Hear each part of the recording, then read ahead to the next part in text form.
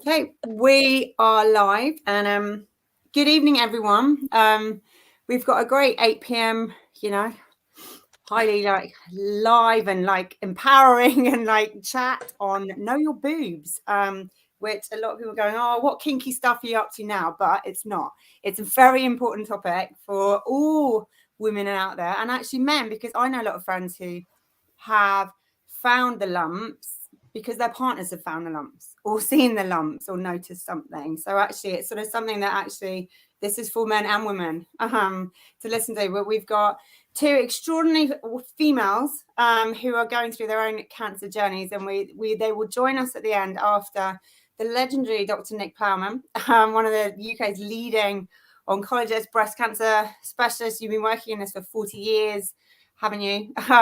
And just anything and everything to do with breast cancer, you are the guru. And I'm gonna let you explain more and fix everything I've just said, and correct everything I've just said on what you do. And who's basically just going to say everything, sort of the ins and outs, and where we are science-wise and society-wise of breast cancer, and what to look out for from the genetic side to the lumps and bumps.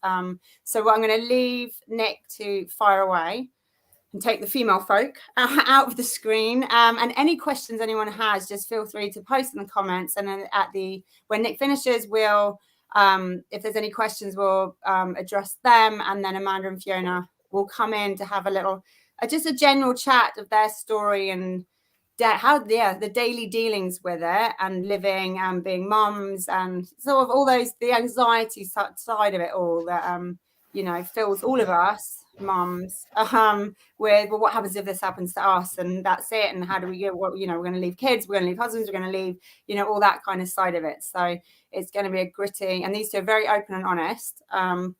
So Nick, I'm going to leave you to fire away, and we will all come out of it. Well, good evening, and thank you very much for that extremely flattering introduction. I thought I was more the token male rather than a legendary figure for this evening, but I'm very grateful for the introduction. Now, yes, it is very important that ladies take their breasts seriously, and new lumps or nipple discharges or anything like this need to be reported in. And we will talk about it from the outside, your feeling and screening yourself, and the mammography and external things. And then we'll dive a little bit deeper into genetic predispositions. Let me, by way of introduction, say that all cancers are due to mutations, perhaps not the DNA breaks themselves or substitutes of DNA bases, but the proteins and downstream products of that DNA in proteins and catalysts and enzymes and that sort of thing that can either drive cells to divide and divide and divide, outwit the needs of the body, or else suppressor genes, which are there to stop cells going on dividing relentlessly, which of course is what's happening in breast cancer. So the genetic side of things is clearly important too. So we'll, and on the way, we'll look at the importance of two anecdotal cases where a lady didn't take things seriously and someone who did. Next slide, please. My name is Nick Plowman. I'm working at Barts. I've been there a long time, and the major research we brought to the table in breast cancer was the introduction of aromatase inhibitors, and letrozole and anastrozole. Exemestane are three obvious examples, and now we brought them to the table about 30 years ago, and they've had a profound effect on women extra survival years due to them, and they're an interesting anti-cancer group of drugs. So that's how I enter the field with my research. Next slide, please. Yes, we have to put a disclaimer, I think, just to say that you should consult your doctor that suits you, and that your medical history and everything should be let known. And so that's just really some information. I think we can pass straight on. Now, today's topics are to do with what a lady should know, what she should take cognizance of, and what can be done to mitigate risks over time. And obviously, we're thinking of breast cancer as not just any lump, but any lump could be a breast cancer, and that's why one needs to take it seriously. We should know your family history. If your mother and her mother had a breast cancer, and your sister at a young age had a breast cancer, it is highly likely that you will be carrying a genetic predisposition, and all the more reason to get that investigated early, maybe have some genetic tests, and see whether it can be mitigated somehow, and we will come to that. The incidence of familial breast cancer, that means hereditary, is probably between 5 and 8%, something around that. Breast BRCA, which we'll come to in a moment, which is the most common genetic mutation that's hereditary, is about 5%, and the others are a smaller percentage. But if you have a strong family history, then that is something that you really mustn't overlook, and we'll come to what I mean by overlooking in a moment.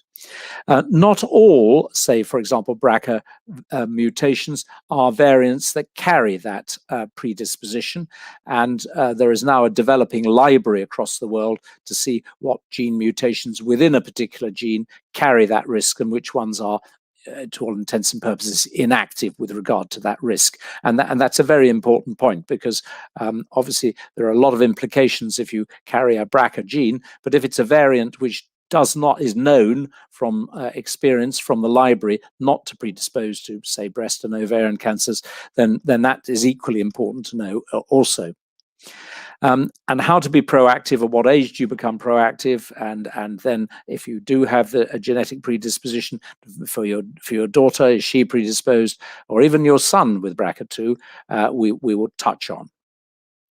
And perhaps we thought that two examples, both of which are in the public domain, so I can talk about them, exemplify somebody who wasn't proactive and someone who was.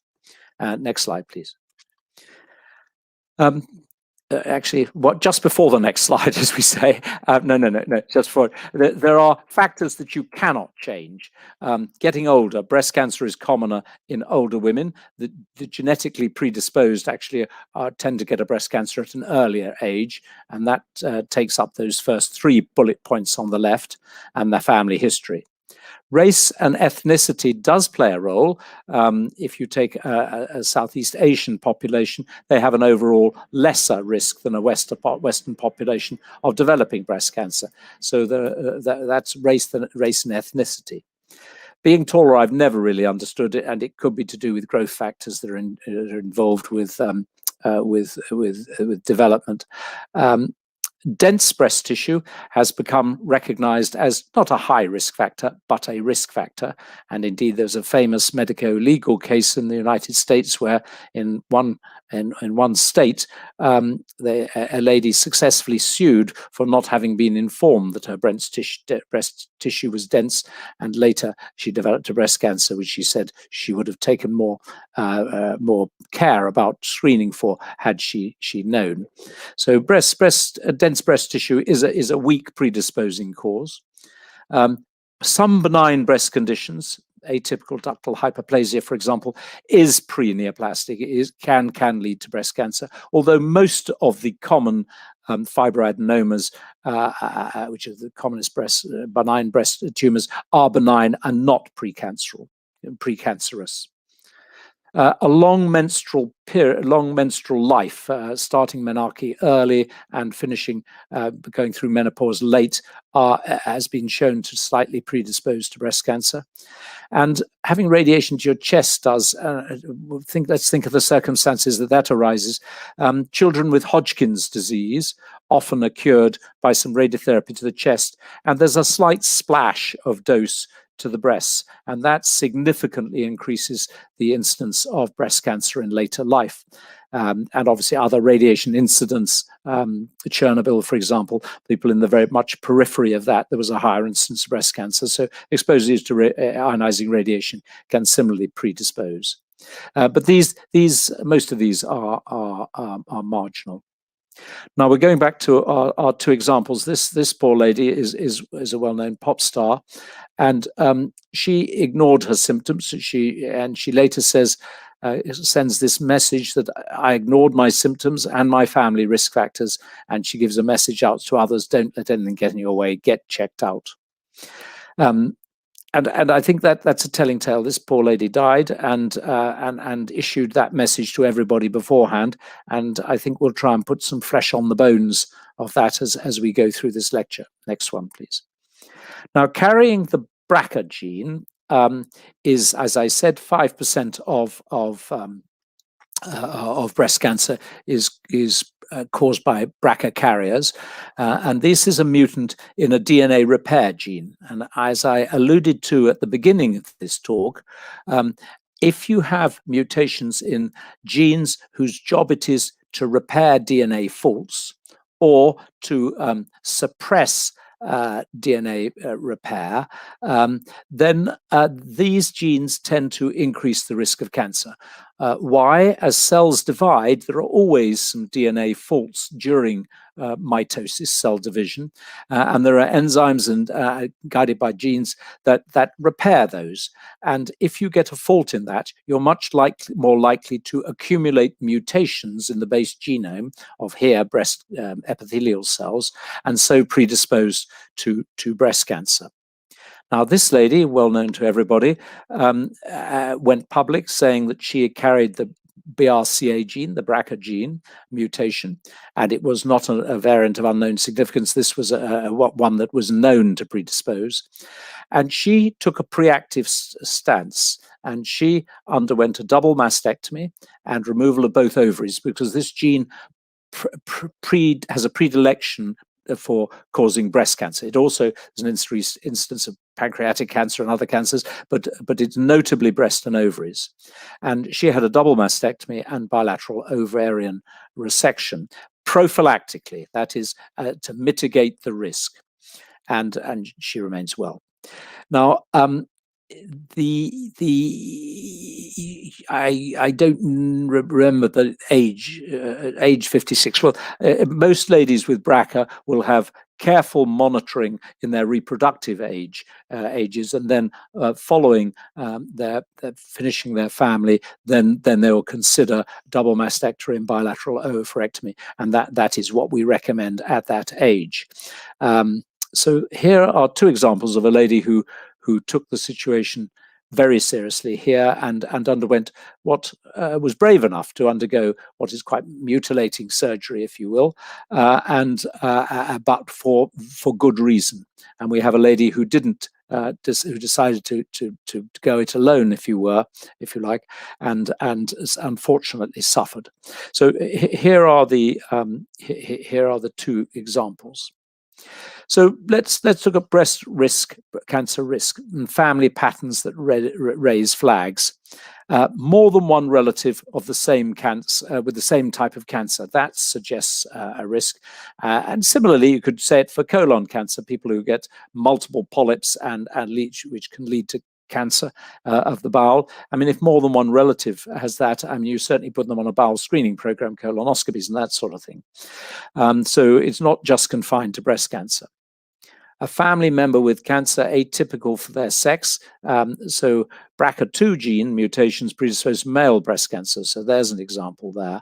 But a first degree family member who's had a breast cancer at a relatively early age, say less than 50, would be somebody that would raise eyebrows. And there are American Society of Clinical Oncology guidelines for for exactly which patients we recommend a full genetic screen for. And when I say a full genetic screen, as you know, we can now take a blood test and do a whole genotype of any human, and so we can look for specific mutations. And here we do an extended panel of all the cancer genes, mutations of which can predispose to breast cancer. A family member with multiple breast cancers is another good example. Li-Fraumeni syndrome, the patient is quite liable in their life to get a succession, 5 to 10 different primary cancers, because this very important suppressor gene is mutated, non-functioning, and doesn't suppress the cell division. Cancers on both of one organ. Here we're thinking of bilateral breast cancer. Certainly a lady who gets a cancer in one breast and then the other, we would look for a genetic risk. There are certain types of breast cancer that make us think of genetic mutations. There's one called triple negative, which means it doesn't carry the estrogen progesterone receptors nor the HER2 gene. That is also more common in people who carry a hereditary risk. So these are the sort of patients who, as a clinician, I will encounter, and I'll think this patient needs genetic screening. Next slide, please. Of course, screening to start with starts with the outside, as I call it. Here in the NHS, all women between 50 and 70 are invited for mammography every 3 years, and they're looking for that little lump you can see in the right-hand diagram of the breast, which is clearly suspicious. The mammogram is X-ray, soft tissue X-ray portals that are spread across the compressed breast. It's slightly uncomfortable, but it gives very good pictures. And there is absolutely no doubt that the population-based screening program has decreased the death rate from breast cancer. It picks up early curable breast cancer and pre-cancer. That is cancer that has developed from the breast duct epithelial cells, the lining cells, and all breast cancers arise from those cells, but they have not yet invaded through the walls of the breast ducts themselves. And so they've had no access to blood vessels or lymphatics, which is how breast cancer spreads. So I can't stress strongly enough the importance of the mammographic screening program. Age, periodicity, modified by risk factors, but the national program is a first-rate one, and it saved many lives. Next slide, please. Then, of course, what can the patient look for herself? If in a young woman, we tend not to do mammography because they've got busy breasts, and even the low dose radiation from mammography is not thought a good idea. So if you have a suspicious lump and you're in your 20s, almost certainly the first test will be ultrasound. But for the patient themselves, pain is not usually a feature of early breast cancer. These lumps are usually not symptomatic in the sense of pain. But certainly a nipple discharge can be from the milk ducts, because after all, they lead to the nipple. Some alteration of the skin or a visible lump, or some swelling of the breast. In its grossest form, we call that peau d'orange. It's the skin, just like the skin of an orange. You can see the little would-be hair follicles becoming the pits that you see on an orange skin. So a swollen area around the breast, which can become heavier, that can be a reactive edema, that's sort of waterlogging around the lump. That can be it. So, and then for young ladies, we recommend that they lie flat on the bed. They put their right arm above their head so the breast is slightly stretched, and they go round the breast feeling for a lump, feeling it between the surface of the breast and the pectoralis muscle, which is below, so that in a clockwise or anti-clockwise fashion you go around the whole breast and just make sure you haven't got a lump.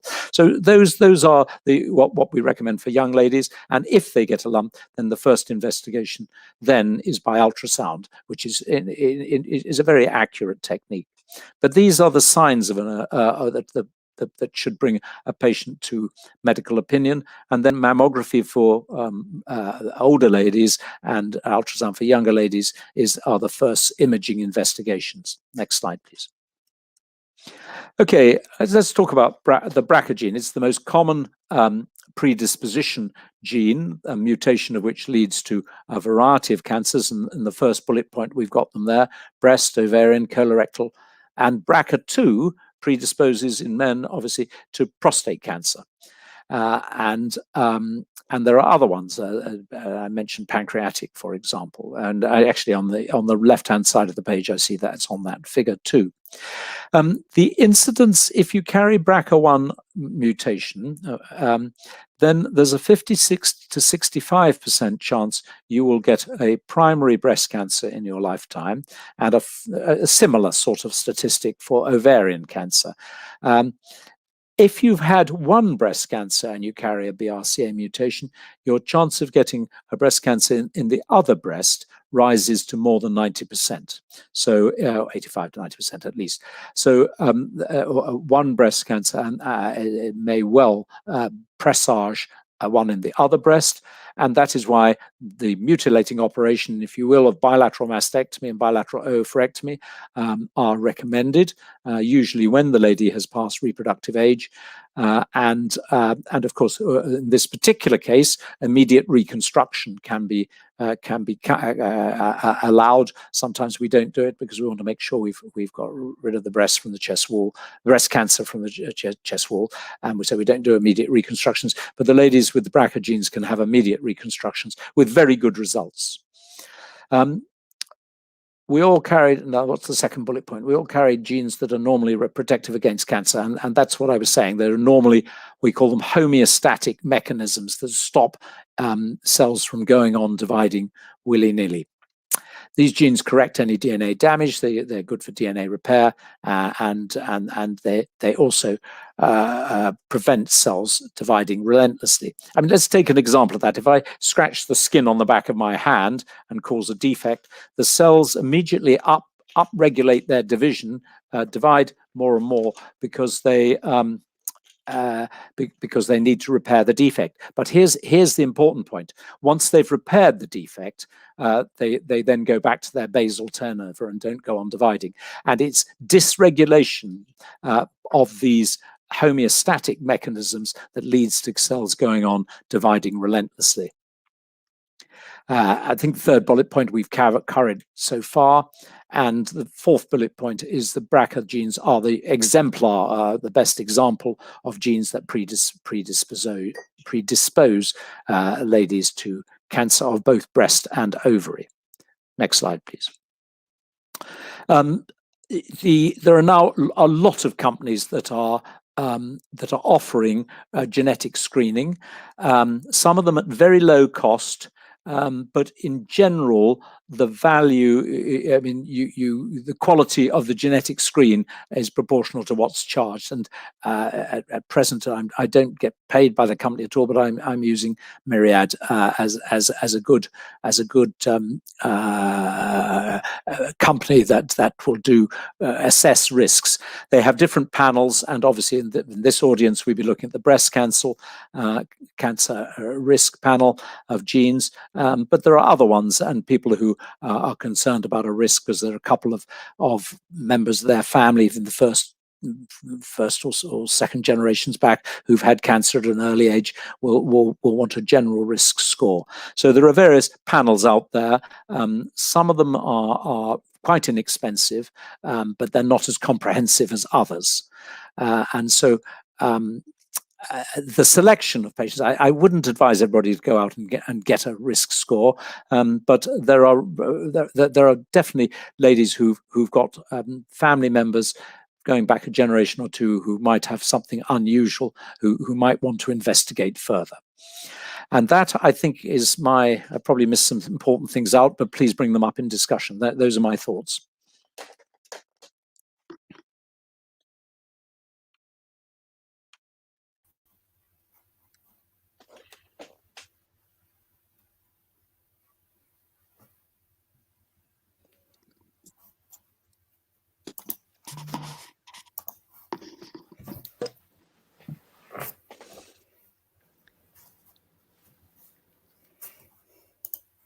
Any questions?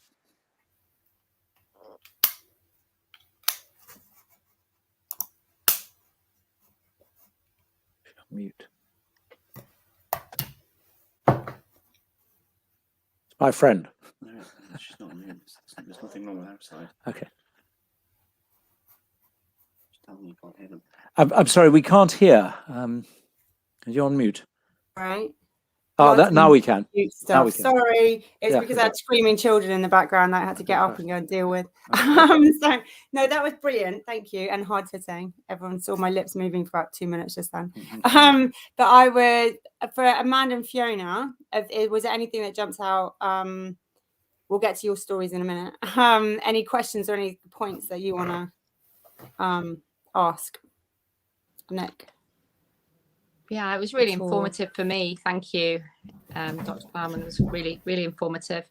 Something that I've just had done post my surgery is the Oncotype DX test. And I'm curious, and I still don't quite understand it, if I'm honest. And how does that relate to genetic testing or genome testing? Or okay, that's we need to draw a very important distinction here. That the genomic testing I've been talking about tests your base normal genome. And it looks for predisposition genes, as we've said. Now, the test that you've had is used for the doctors to assess risk of the aggressive nature of your tumor in terms of likelihood of spread or response to simple anti-hormonal therapy vis-a-vis chemotherapy, and is usually used in ladies who have an estrogen receptor positive tumor and have a negative axillary, don't have any axillary nodes. Because some of those ladies, we're in turmoil. We don't know whether to offer them adjuvant chemotherapy, that's blind chemotherapy up front, not knowing what it's doing, but knowing statistically it's going to reduce their risk for the future. And a lot of adjuvant chemotherapy is given in that context, and we're trying to refine the patients who need it. And the Oncotype DX test looks at a potpourri of about 20 genes, half of which are estrogen related, because the estrogen can be driving their tumors, and the other half are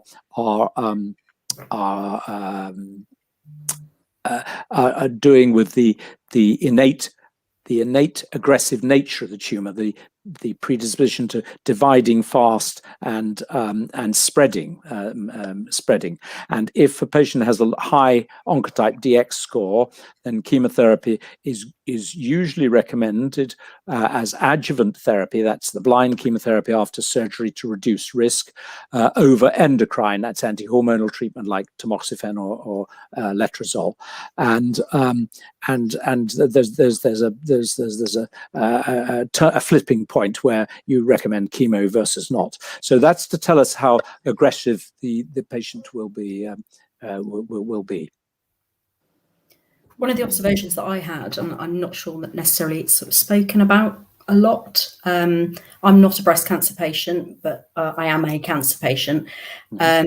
Is the risk of recurrence. So my understanding is, and please correct me if I'm wrong, that there is a 30% risk of recurrence if you have had some kind of breast cancer. Is that right? And well, let's take of breast cancer.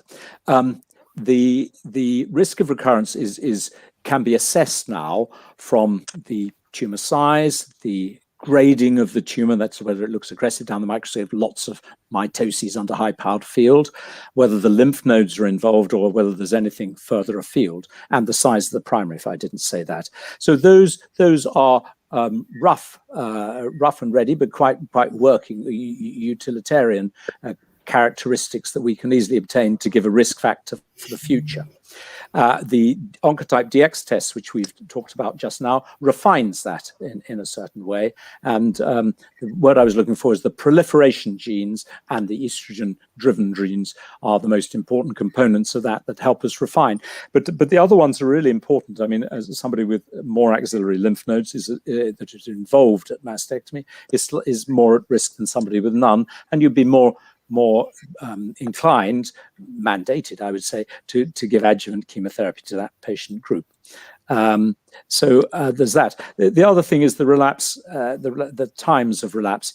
All tumors tend to, if you look at a relapse versus no relapse and plot a curve, the relapse risk is more in the early years.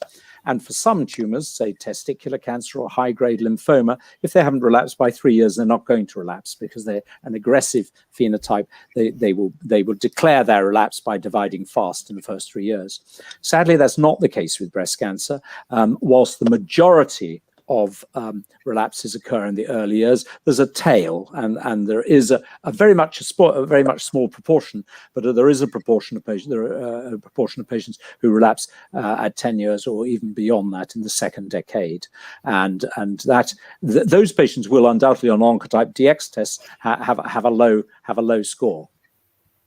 So we can predict to some extent. And in it you said that the mammograms are offered for women between 50 and 70. But what can you request them earlier? Because yes. I mean, for me, I'm 43, and I'm hearing more and more since like mid-30s of friends or friends of friends or school mums, like late 30s, early 40s, who are getting breast cancer or ovarian cancer or cervicular cancer. It seems to be there's around that age group. Yes, the majority of breast cancer occurs in older ladies, but you're quite right. There's a significant portion of ladies premenopausal who get it. And the age at which screening mammography starts does differ across the world. For example, it's earlier in Sweden than it is here. And if for example, on ultrasound, you have, and as I said earlier, we do prefer to use ultrasound in younger ladies because there is a radiation, there's a small radiation dose from mammography, and we feel that younger ladies with busy breasts are more predisposed to the possible oncogenic effects of low dose radiation. But having said that, if a lady in her 40s, for example, has dense breasts and you don't see them very well on ultrasound, then either MRI, which of course doesn't carry an ionizing radiation hazard, or mammography may well be used below the age of 50. And so those are NHS guidelines, but they are guidelines. They're not statutory codes, and you use your experience and clinical nous to see which ladies you're going to start with mammography. Correct. And I don't think you can't do much more than. I mean, there's a lot of debate actually in the cancer community about screening and the appropriate age, but in terms of what we as individuals can control, it's about being aware of your own body and your own symptoms. And some of the diagram about what to look out for I thought was really, really interesting. What I thought was interesting on there was that there was no reference to subtle puckering, which can also be a sign, I believe, or is that something that I've misread somewhere? I didn't notice that. Sorry. Adding it on. I don't think there's any controversy over the importance of mammography. Age at starting, I entirely agree. But no, I think that because when mammography first came in, and I'm old enough to remember that, it was said, well, actually, you say it saves lives, but actually by picking up the cancer early in its natural history, maybe it doesn't, if you see what I mean. But that has been now looked at very carefully, and that doesn't wash. Mammography is very important, and if you're offered it, ladies, please take up the invitation. And for anybody who might be listening, and this is something, Dr. Plowman, that I get asked in my group because I talk about my story. My story started with breast pain. Story. I won't share it yet. If you don't, I will share it in a minute. Right. But whenever you want. But it started with pain, and that's what took me to the doctors. I probably had ongoing breast pain for about, I don't know, it might have even been 3 to 6 months. Came and went. I ended up going to the doctors because I had what was actually a hormonal cyst. I've had them in my breast, and I said, it's just going to be a hormonal cyst. I think this must be what I was feeling. And so they did refer me to the breast clinic. Thankfully, I listened to myself and I trusted my intuition. I never in a million years imagined it was breast cancer, if I'm honest. No. But I've had people in the group say to me that they've had breast pain and they've gone to their doctors and they've kind of been fobbed off. And am I right in thinking that we have a right to say we want to be referred? Or is that wrong? Yes, no, I think so. I'm not a GP, but I'm sure you do. I mean, I was guilty of that myself. When I looked at the pain slide, I said that's unusual. Mastalgia is unusual cause of early breast cancer, and it does sound as though it was your cyst, and maybe they found an incidental one. But nevertheless, you're quite right. No, of course you have a right. Yes. I mean, we sound as though we're in charge, but actually, the patient is in charge, even at Bart's. Yeah, on that, Amanda, do you want to your story of sort of so I have no family history of breast cancer. No, none of those risk factors apply. I'm certainly not tall, and I'm premenopausal. But I did have breast pain probably for 3 to 6 months, and I kept moaning to my husband every now and then like the pain was back, and he kept on saying, "You're going to get it checked out." I've got 4 children, including 5-year-old twins. I work full time. I never made time for it. And then just one Monday morning, I thought I could feel that cyst. And I thought, all right, I'm just going to quickly nip to the doctors. I'll phone them up and make an appointment. And then it all happened very fast. So I was then, she said, I think it's nothing. But there's a really low referral threshold. We're very good in the UK. We're very lucky to have the NHS. I'll refer you. So I'm in the Northwest. I went to Macclesfield Breast Clinic on the Friday, and they said I'd be there for 2 hours. So I blocked 2.5 hours out of my diary, went on my own, and ended up being there for almost 6 hours, had 2 biopsies, and was told 80% chance I had breast cancer. And I was honestly absolutely stunned. And my initial reaction was, I'm going to die, and that will be it. And that's the end for me. It didn't know anything about breast cancer. And I've learned a lot on this journey, which, that was only on May the 7th was my first appointment. So it's all been very fast. I had a mastectomy and DX flap reconstruction on June the 27th with an amazing plastic surgeon here up in Manchester. And I've got an amazing breast cancer surgeon, really, really esteemed professionals who have done a fantastic job.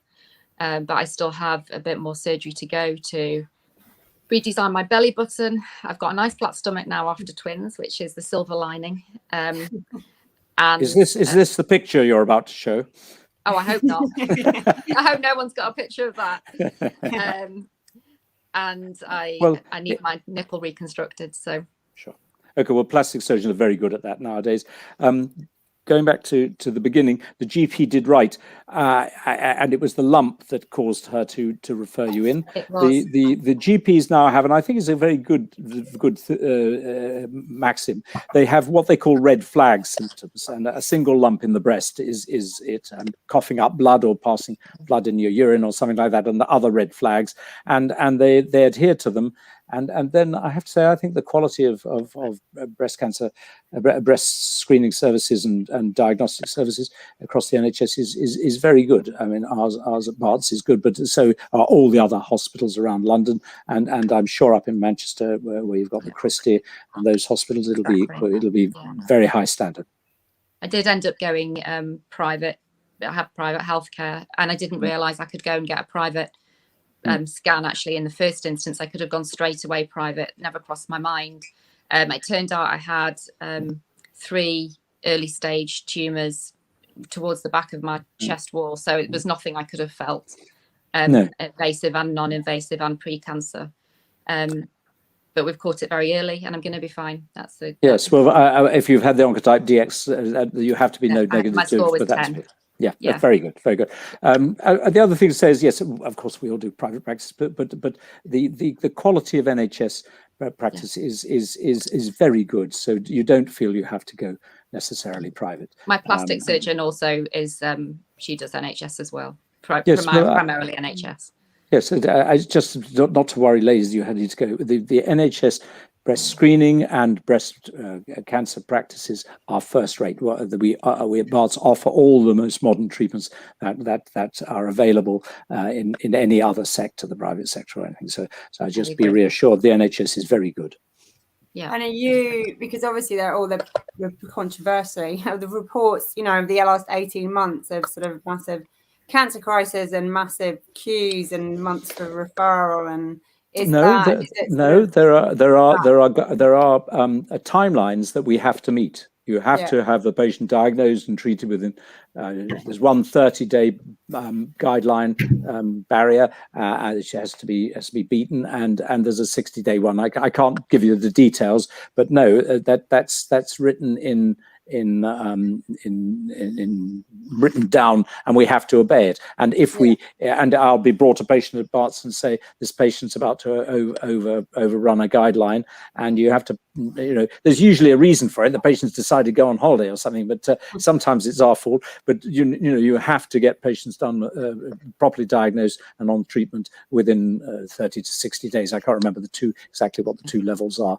I was definitely within 2 weeks on the NHS. I had been seen. I'd had about 4 biopsies and had my cancer confirmed. And we're talking about booking me in for surgery, so it was very good. fast. Yeah, yes. I mean, okay, with the private sector, you're spoiled a bit more, and they probably spend a bit more time. But in the NHS, I won't have that derided. We and all the hospitals run very good services. I mean, from my perspective, a lot of the treatment that I require, you can't actually have on the NHS. You can't have it privately. And my maxim is, if you're having a life-threatening illness, or you have a life-threatening accident, there is nowhere I'd rather be than in the NHS. Yeah. If I, need to have my cruciate ligament repaired or something that's non-threatening and you're going to have to wait a long time for, then knock yourself out if you've got private medical. But from my perspective, NHS, it's having babies. I say don't go absolutely NHS. Absolutely. sorry Portland. We're digressing. That's what we do as women. We go off into yes, I mean there are some things. I mean, now we're having these wider genomic panels, then sometimes and this is not for you ladies, but ladies who are in a lot of trouble from their cancer, they might want a deep dive genomic screen, which isn't available, but it picks up very few extra driving genes that are what the Americans call druggable. And so, there are a few exceptions, but I stand up for the NHS. It's very good. Yeah, completely. I've seen a question. Sorry, go, Amanda. Sorry, go. Just very, very quickly, I saw a question in the chat whether it was an ache or a sharp pain. It was kind of a dull ache. And I could have, I don't know about Sarah Harding's story, but I know she ignored pain for quite some time. And I do worry that I could have ignored that for a year or two and just, carried on, and my story would have been very different. So don't ignore anything. In hindsight, just to quickly finish off, once I knew I had breast cancer, I realized that my breasts had become slightly different sizes. I don't know if perhaps I'd put on a bit of weight and one hadn't changed, the other had. Also, I was in the bath and I lifted my arm and I noticed my nipple went slightly inverted. I hadn't noticed any of that previously, but it was clearly there. Yes, that's a good point. You put the skin on the stretch, then some dimpling or inversion occurs, and you're quite right. That is another sign. Yes. Yeah, I had a friend who she went in a few times and was told it's probably a pulled muscle. It was that kind of ache that she had, down exactly the like that side, and was like, no, that's not. What are your whatever the intercostal muscle? And she pushed it, and it turned out to be breast cancer. That she's went in a few times going, it's not a muscle, but that's how it felt to her, was that pulled, the achy muscle. But Fiona, it's not breast cancer, but just sort of your story, of being diagnosed, and sort of how, because is that living with cancer, and that's the thing, isn't it? People hear cancer and it's like we're going to die, and actually there are a lot of people living with cancer. It's a sort of it's a grey area. So I was diagnosed with thyroid cancer in 2017, a month after my mother had died of cancer. And unfortunately, at the point of diagnosis, I was incurable. So cancers typically start in a primary, so they might start in your breast or they might start in your bowel. Mine started in my thyroid, but by the time it was found, it was in multiple places in my bones. So that doesn't mean I've got bone cancer. It means I've got thyroid cancer that has spread to my bones. They found it because I had basically had back pain for probably 6 months, but my mother was dying and it was kind of like, it's just back pain. I've probably prolapsed disc. Did the usual thing of seeing physios and osteopaths, and I actually didn't go and see a GP because I just thought it was so flaky going to see a GP about back pain. Everyone does that. And after my mum died, and actually it was really embarrassing, at her funeral, my back pain was so bad, I had to be on the back of a golf buggy to get to her graveside because my back pain was so bad. And I think at that point, my dad went, do you know what? You really need to go and get that looked at. So went and had an MRI on the Saturday, very blasé, came back, had dinner with friends. Monday, I get a call from the GP saying, you need to come and see us. And I thought, oh, that's not good. And yeah, they found a big tumour in my sacrum, which is in your pelvis. And from there, various scans and tests, which then tracked back to this primary tumour.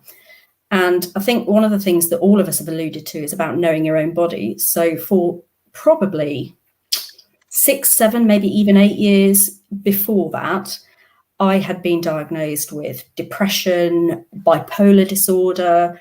I had put on weight. I was permanently cold, but all my blood tests always came back normal. So when you do a full panel, sometimes they do screen for your thyroid. And it'd all come back normal. But actually, retrospectively, I look now and I think, God, I had all the classic signs of a thyroid disorder. And actually, there's a lot going on in my family with thyroid issues. So, yeah, I mean, advocating for yourself and being pushy and saying, do you know what? You know, I know everybody's tired because we're all mums, we're all working. But I was driving home from work and having to stop in a lay-by to have a nap before I had picked the children up. I was that tired, but I just thought, oh, I won't make a fuss, and everybody's probably like that. But having spoken to a couple of my friends who are doctors, they were like, that really wasn't normal. You probably should have done something about that. But anyway, we are where we are. Thyroid cancer is actually the most common endocrine cancer, more common.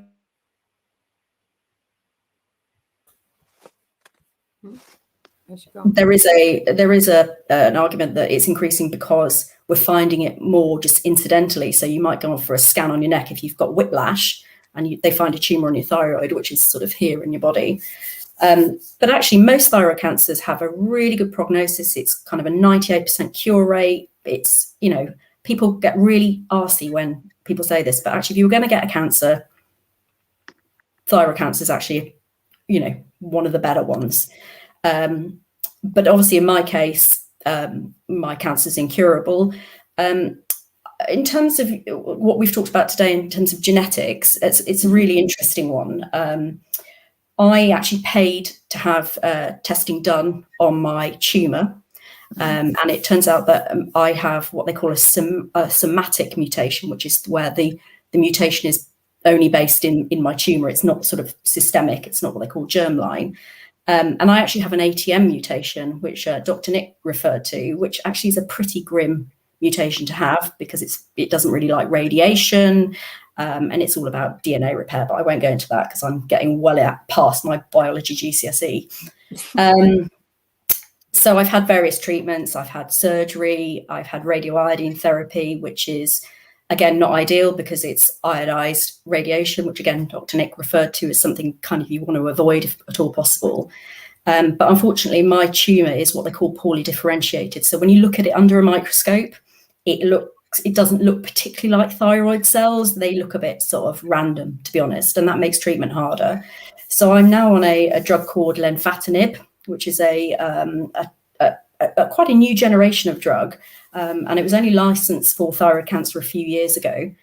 So I feel really fortunate that I'm in a position where, historically, if I had been where I am now, probably 10 years ago, I'd be circling the drain. I really would have very, very limited treatment options. So from my perspective, knowing your body and having that genetic test, I've actually, subsequent to my mother dying and then me getting cancer, my dad actually died last year in June of cancer, which made me think, oh God, that's like 3 of us who've all been diagnosed straight to stage 4 or incurable. Is there something in this? So I pushed my GP and said, look, I want to have some genetic conversation with someone. And I have had some genetic screening. I haven't actually had any blood tests. I haven't had any saliva tests.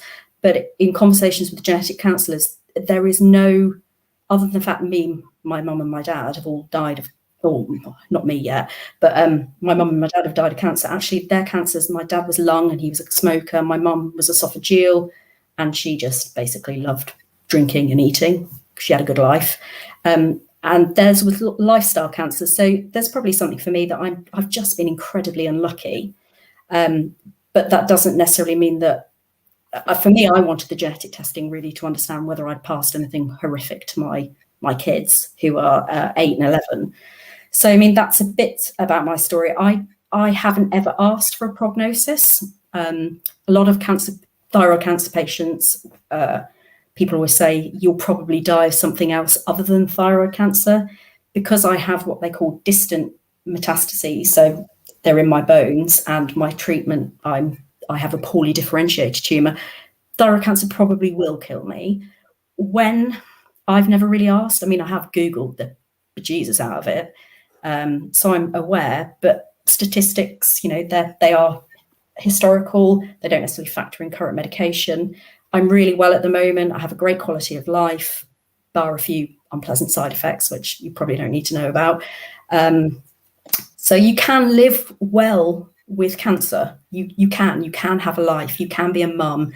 It's not easy, but if there's one takeaway, and I don't really like to kind of look back and think, oh, God, I wish I'd done, or what would I have done differently?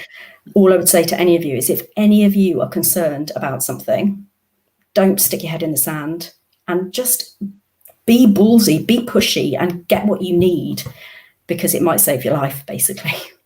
Sorry, I've rabbited on, but would you like me to comment just a few comments on thyroid cancer, just of interest, not necessarily yes, relevant please. to you? Yes, okay. Thyroid cancer is a very interesting cancer, and you're quite right. It's common in young women, whereas most carcinomas are commoner in older ladies, older patient men and women, and there are some variants. There's one called medullary thyroid cancer, which you don't have, which does have a hereditary basis, often in MEN, people with MEN syndrome. And there is now, it's driven by a particular gene called a RET mutation, for which there's now a fantastic antagonist. Unfortunately for yours, there isn't. The backbone of treating most thyroid cancer that has spread is based on radioactive iodine. And you've mentioned the ataxia-telangiectasia mutation, which you carry, and that can have a factor in it. But let me explain why, because it's really quite interesting. The thyroid has an iodine trap. It takes up iodine from the blood into itself 40 times more avidly than any other organ in the body. Why? Because L-thyroxine, which is the physiological hormone, every molecule of thyroxine has 4 atoms of iodine in it. So the thyroid really needs iodine to function. And most differentiated thyroid cancers, and I note yours is unfortunately less well differentiated, will keep that iodine pump. So if the patient has a spread of the tumor, then if you make the iodines radioactive and give it, these cells take it up 40 times more than any other cells in the body, and you give a shocking great radiation dose to the metastases. And we have driven countless numbers of patients into remission with this, and often durable. Sadly, it's probably less effective in yours, and that's why you're on lenvatinib, which is what we call a tyrosine kinase inhibitor, and these have made a major impact on the output of tumors. One other factor is you can have in thyroid cancer just 1 or 2 metastases. And I have 2 patients in my practice who 20 years ago had single metastases, one in the sacrum and one in the humerus, where we ablated those metastases and the tumor hasn't come back. So there are many interesting aspects of thyroid cancer, but the use of radioiodine was perhaps the first evidence of specifically targeted systemic therapy. Absolutely. Oh, good. I'm glad I got that right. You did. Well done. I mean, I think one thing that I've learned is, I mean, I don't have a science background. I didn't do any science A levels, but there is I have become a little expert in my own field. I do research, and you know, the easiest thing, I don't know about you, Amanda, but you know, as soon as I was diagnosed, I was on Google like you wouldn't believe, and everyone says, "Oh, Google's not your friend." Well, Google can be your friend as long as you're getting your information from reliable, sensible sources like Macmillan, like Cancer Research, like the Thyroid Cancer the Thyroid Trust. And I was that annoying patient that would literally turn up to appointments with my oncologist with like a notebook and say, right, I've read about this, what about this? Can I have that? And actually being quite pushy. So with the metastases in my sacrum, I was basically walking like Quasimodo, and I was in a lot of pain, and it was really compromising my mobility. And I asked for a surgical opinion, at the hospital where I'm treated, and they basically had a look at it and said, no way, it's way too close to all your nerves. We are not touching that. So I had some radiotherapy, and that didn't really work. It grew straight back. And I asked to be referred to the Royal Orthopaedic Hospital, and they took a look at it and went, yeah. I mean, it's high risk, but we're happy to operate. And when they operated, they went in and found that basically my bowel and bladder function was about to be compromised. So I would be doubly incontinent, and I probably would have been paralyzed down my right leg. Had I not been a bit of a pain in the arse, frankly, I might not be able to drive. I'd be sat here in a nappy, which again, going back to my point about living well with cancer, for me, that wouldn't have been living well with cancer in any way, shape or form. I mean, I would have adapted and got on with it, because you do, particularly when you've got kids. But I don't like conflict, and I don't really, I mean, you probably don't believe this, but I don't really like making a fuss. And even asking for a second opinion, I felt sick. But at the end of the day, it is literally your life. And if it feels uncomfortable, just suck it up, basically. I think Fiona, I've not Googled at all. I think I've been very blessed and fortunate in that I could feel safe and trust the hands of the experts, that they've seen this before. They know what they're doing. I don't need to try and become an expert in this, because they know. I think you're in a unique situation in that, so, you're having to become your own expert and advocate for yourself so strongly. The only area I'm starting to feel now a bit, Dr. Plowman, that I might want to try and research a little, as I've started my hormone blockers. I'm on the tamoxifen. You see so much varied research about it. People saying they've had to go vegan, they've cut out sugar, they've cut out alcohol. I've not changed anything, and I'm starting to think, should I research that a bit more? Do I need to become a bit more aware and advocate more for myself, as I'm going to be taking a long term? Yeah, there's a big there's loads around diet, isn't there, of like, not, I'm a massive meat eater, and you hear mixed stuff the whole time, and I'm like, they've been eating meat for thousands of years. Do you think that's really going to cause cancer? So no, I'm not giving up meat. I mean, what we particularly on older ladies who are on aromatase inhibitors like the letrozoles, then you have to stay away from foods that are rich, that have estrogens in them, and there are plant estrogens. You may be interested to know there was a wheat in Australia which happened to be very rich in plant estrogens, and men who ate a lot of that started to develop breasts. And the Sydney Evening Herald had a headline which was how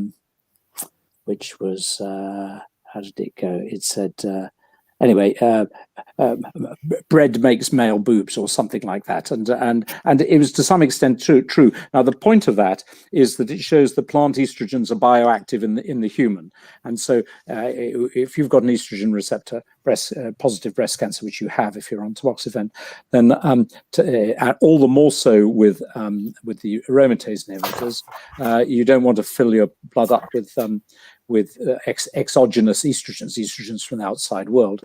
And it often happens in ladies who've been on the aromatase inhibitors, they have some vaginal dryness. And even the estrogen creams that gynecologists give can lead to absorption of some of those estrogens into the bloodstream, and to some extent abrogate the effects of the aromatase inhibitors. So there are examples of where you have to watch your diet, but in general, a good healthy diet is fine. Good. It's really... Sorry. No, go on, Amanda. Very, very quickly, reminded me when I got diagnosed and I went to see my breast cancer surgeon. He recommended that I have my coil removed. I'd had a coil since I had my twins, as it was the most effective method of birth control. He said there's new research to show that even the tiny amount of estrogen that's in the coil is feeding the tumours, and it can freeze them for a short period of time. I thought that was quite interesting information. Yes, it's an extension of what I said. Yes. Yeah. I mean, I think it's a real mixed bag. I have a very good friend who's a GP, and he is doing a lot of kind of work into what we would kind of vaguely term wellness. And one of the things he talks about is being in a constant inflammatory state, and whether meat contributes to that. And I think there's a lot that we don't know. I mean, certainly, again, like you, Amanda, when I was diagnosed, I was like, oh my God, I'm going to have to go vegan. I'm going to have to be teetotal. Again, go back to my point of living well with cancer. For me, being a teetotal vegan, no thanks. It's not living. Well, no, there's- it's there's- not. I know you well enough. apart from colon cancer, where there may be a link with a large amount of red meat eating, it doesn't, so far as we know, predispose to any other tumours. And my oncologist, she was like, do you know what? Just be sensible. Don't go on a big bender, because I would be telling you that if you didn't have cancer. Yeah, I mean, I think there's a lot of pressure actually in the cancer community, and that is a thing, sadly, the cancer community. And when patients ask me whether they can have a glass of wine with dinner, my stock answer is nothing cheap. Yeah, absolutely. You're my kind of doctor, you are.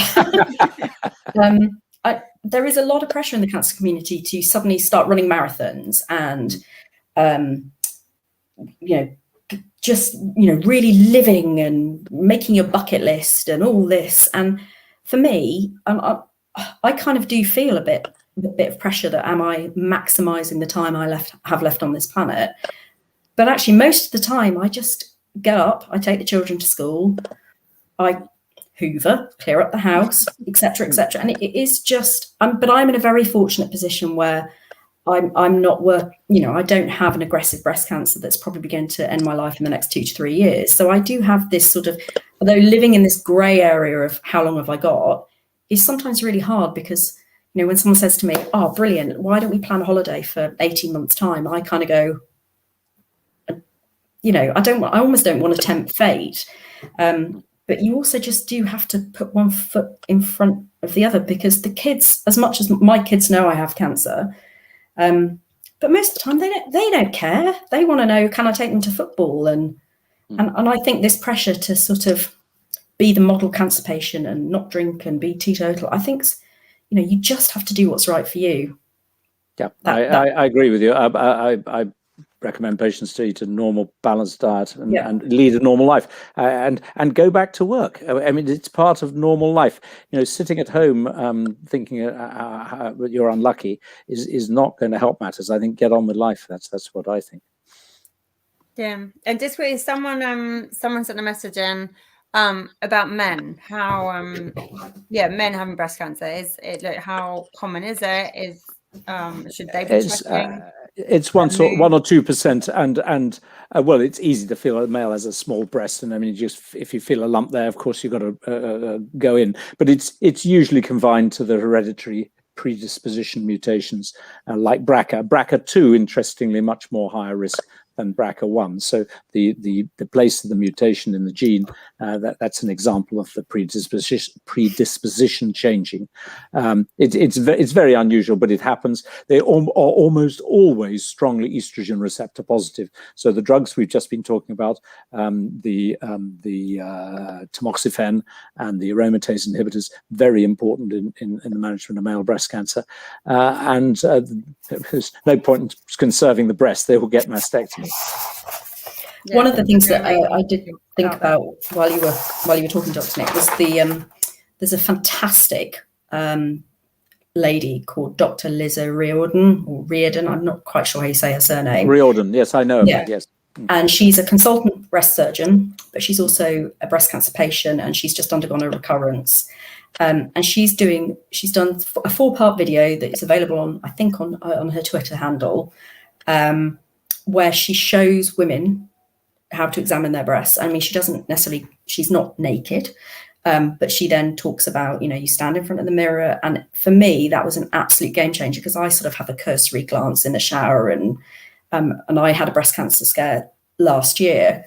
But in terms of, if I was signposting someone in terms of how you examine your breasts and when you do it, she is fantastic. And she's Liz O-RIORDAN. And I definitely, if you're on Twitter, give her a follow, because what she talks about is really interesting and helpful and real, because she's been both sides of the fence. Thank you. Cool. And I've got one final question. I don't know whether on the time wise, we could talk for hours on this. If we've been doing, at Sistr, we've done quite a few talks on perimenopausal and low estrogen and taking estrogen supplements, but from or extra estrogen. It's like, what do you think on that? Because on, you know, from hearing it, there's a big estrogen factor involved on it. So what's your advice? Because a layman would go, I'm just about to take, like, be put on estrogen because I'm perimenopausal. Should I not be taking that? Should I be taking it? Kind of, yeah, that sort of. Okay, there is a predisposition from taking estrogens, and indeed in the former contraceptive pills, which had a high estrogen content, and particularly the combined progestogen estrogen contraceptive pill, there was a higher instance. And I was, one of the more interesting medical legal cases that I did was 22,000 ladies in America sued Wyeth Pharmaceuticals for HRT causing their breast cancer. Of course, it didn't in most of those cases, but the fact it did in some, and they had a class action of 22,000, made it only second only to the tobacco litigation in ferocity of the lawyers. The answer, the long and the short of it is, yes, it can do it. That's not to say that HRT is wrong, but I think you do need to be more wary and have breast screening if you're on it, because it goes with the long menopausal life, the long menstrual life that we talked about earlier as being a predisposition. If you take HRT well into the menopausal years, it does slightly increase your predisposition.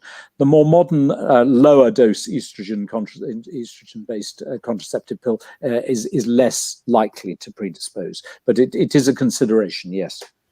I mean, I'm on HRT because unfortunately I've had quite a lot of radiotherapy to my pelvic area and my ovaries, and it was a real dilemma about, you know, not really knowing enough about kind of my situation. But I have started taking HRT and I've saw lots of different opinions. I'm very lucky to have various people around here. So Dr. Louise Newsom, who runs a menopause clinic in Stratford, which is near where I live, her advice has been invaluable. But for me, it's weighing up the risks. But I don't have a breast cancer, so I think the situation would be very different depending on what cancer you have and where you are in kind of your age wise. But for me, HRT has been an absolute game changer. I literally thought I was losing the plot. Well, I probably was, but it can be a game changer. But it's just one of those where I think you just need to take as much advice as you possibly can. And I think exactly what you've just said, Dr. Nick, it can be the right thing for the right person, or it can be the wrong thing for the right person. So, okay, cool, brilliant. Do you know what? We will leave it there because I think we've pretty much covered. Well, you guys have covered. I've just sat there nodding, listening. But thank you, Dr. Nick. That was brilliant. A pleasure. Thank you. Very nice to meet you. Fiona, for giving the real life, living, breathing side to it. But I'm sure if anyone has any extra questions afterwards, then you can find all these people. We'll put all the links to connect with after. So yeah, thank you very much. Thanks. Thank you very much. Good night, ladies. Good night. Bye.